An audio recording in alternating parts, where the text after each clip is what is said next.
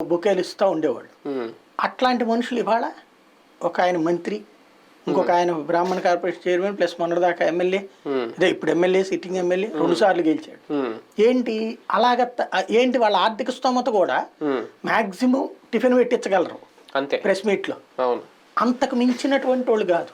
ఇవాళ రోజున ఆర్థికంగాను well settled plus ఒక స్థాయి, అదే పురోగమనం అంటే అది.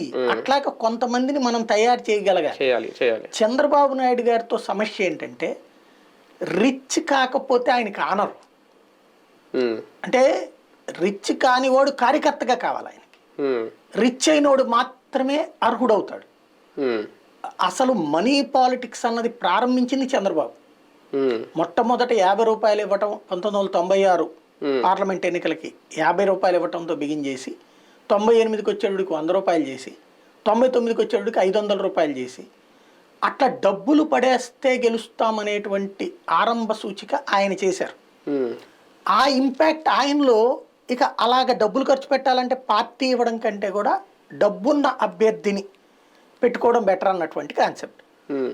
రాజశేఖర్ రెడ్డి చేసిన తెలివైన పని ఏంటంటే తాడిదన్నేవాడు ఉంటాడు తలదన్నేవాడు ఉంటాడు అంటారు కదా. చంద్రబాబు కాంగ్రెస్లో అట్లా బలమైనటువంటి లీడర్లు లేరు కదా అన్నటువంటి ఉద్దేశంతో డబ్బు అన్నటువంటి